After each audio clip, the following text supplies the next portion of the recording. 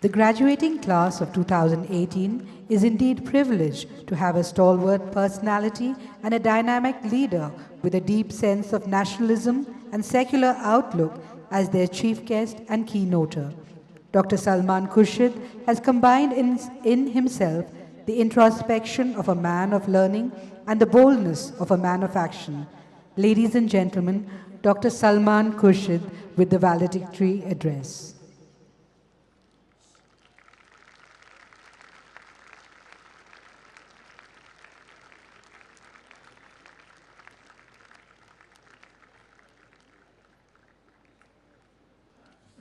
Good evening, ladies and gentlemen. This is truly an overwhelming occasion for me. It's a great honor to be here in the presence of the right Reverend Bishop of Bangalore, His Worship the Mayor of Bangalore, Principal who has been more than generous in his praise for me, and who has been, I think, for quite some time hoping that I would come to this school. And Professor Zakaria has finally got me here, and I must say that it is indeed with a sense of being overwhelmed by the occasion that I speak to you. Some very distinguished guests are here from different parts of the world, particularly where I received my own education in England. I was at St. Edmund Hall, and you have St. Edmund College principal present here from Pennsylvania, and parts of the world that many of these young men will go and adorn in times to come.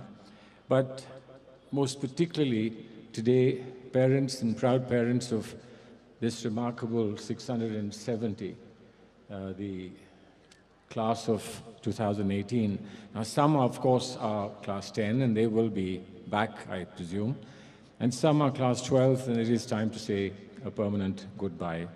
Farewell or goodbye, as it may be, but I know that you carry in your hearts feelings and connections and relationships and sentiments that will never wither, that will never dilute over time.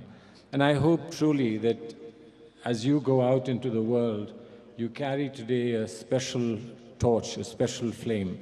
First time in my life that I've experienced innovation and lighting the lamp of knowledge and the lamp of celebration. Usually you light the lamp and the winds blow it away and blow it off. And today, I've discovered that there's a way of ensuring, with innovation and technology, there's a way of ensuring that the lamp doesn't go out and the light continues to shine bright, even several hours into the evening. And that's perhaps what they've done with all of you as well, that you are lamps that will not be defeated and overwhelmed by gusts of winds that blow in the world today, that you have been programmed and produced and nurtured in a manner that you will use modern technology to continue to shine wherever you are. And for that, I truly pray. And I believe today on every lip there is this prayer that you go back and shine in the world. May I borrow from the famous poet Iqbal, may I borrow the lines, Lab pe aati hai dua, ban ke tamanna meri, Zindagi Shamma ki surat ho khudaya teri. There comes on my lips a prayer and a wish that wherever you go, you light the world. And from the light that sparkles from you will be banished all darkness everywhere in the world.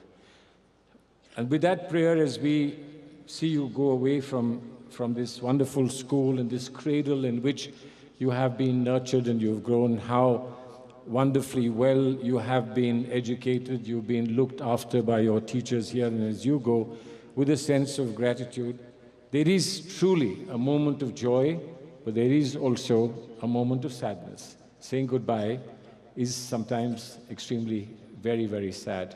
And particularly when it comes mingled with a degree of uncertainty about what will happen tomorrow.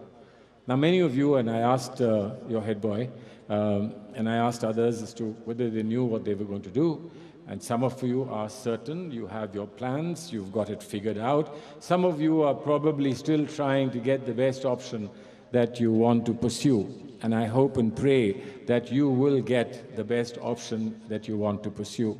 But there is never, never, never a defeat if you don't get the best that you want, because what you get, you can make that the best as well. And that's the spirit with which I'm sure all Coetonians go out into the world today. The world that you step into is a difficult world. It's a tough world. And as I looked at you sitting there impressed and wondering whether you are just waiting for that moment when you will be able to once again start smiling and joking and celebrating, you've sat there so intent and in such concentration, obviously good training over the years, that my mind went back to that famous film, the famous book, Goodbye, Mr. Chips, and I thought of those young men who had that one favorite phrase that they would tell everybody about their meetings with the old schoolmaster. And then that young man, when the master died, said, "I was the last one to say goodbye, Mr. Chips." And I just thought, this wonderful, beautiful school, in times of turmoil, in times when fundamental values are under stress and under question, how beautifully you've preserved this wonderful island, not just of efficiency, not just of good education, but of etiquette, of value, of something that is so important in humanity, that in your faces I see both charity and compassion. I see confidence, and I see inquisitiveness, and that's really the finest thing that education can provide. When people argue about the kind of schools we must have, when people argue about the kind of education that we must have, I wonder, why does it not appear to them that right in the midst of ourselves we have the best examples of education, the best examples of education that join us with the rest of the world, that join us particularly with the schools that you're associated with in the common law world, in Pennsylvania and in Hertfordshire. These are the schools from which you've imbibed a lot. And I'm sure the principal here would go back to the frozen fields of his school with the warmth that he carries away from here to say, I've seen this glow multiply itself many times over in India, and I am amazed at what can happen when you transplant an idea from one civilization to another, and how another civilization can nurture it and make it grow into something that one can emulate. And that's the special bridge that is provided for us, between us and the rest of the world, both in terms of spirit, in terms of the Christian values that you have learned here, not necessarily by following the Christian faith, because you follow many different faiths, and the pluralism of our existence is what you celebrate here. But it's the Christian values that you have been imbibed, that you have learned, the Christian values of love, compassion, charity, and truthfulness is something that will stand you in good stead wherever you are. I think also sometimes when I look at young men like you, is will you be secure in the world to which you go? And all I can say is that the responsibility that was upon us, generations that have gone before you, and the responsibilities that we perhaps have failed to fulfill, but to a great measure we have tried to fulfill, in those gaps, that critical gaps that we have left in our generation, are gaps that you will fill in your generation. And as we pass the torch, and I know that there will be a ceremony of lighting with the candles, and that will be the truly handing over of a torch from one generation to another. And as you carry that torch, remember that there are generations to come after you as well. Leave footsteps for them that will inspire them in every moment of their lives, so that when somebody comes here 10 years later to talk about who are the icons who have gone past in the previous 10 years that we must emulate? Your names would be read out in the same manner, with the same joy in which they were read out today. Believe you me, for me, this will be an evening to remember. This will be for me not just an evening, but an awakening. This will be for me not just an evening, but a sunrise. This will be for me not just the sunset, but the dawn of a new awakening, of a new day, of a new life, of a new era, of a new existence.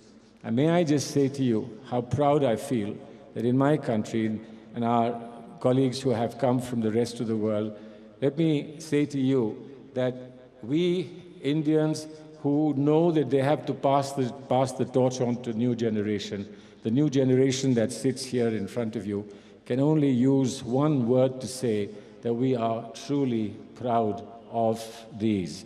And we know with these young Indians that the future, both of our country and of humanity, is in safe hands.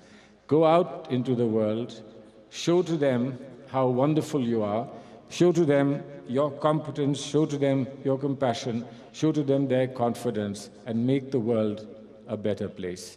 Truly, truly a better place, and I do believe you will. Today, your theme is about giving flight to your dreams. Give me the honor today to be part of your dream.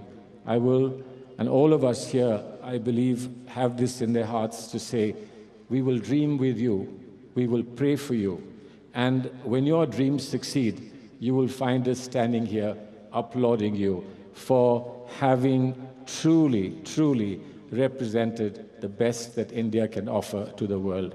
Thank you, gentlemen. My best wishes to you. Good luck and success. Thank you, sir.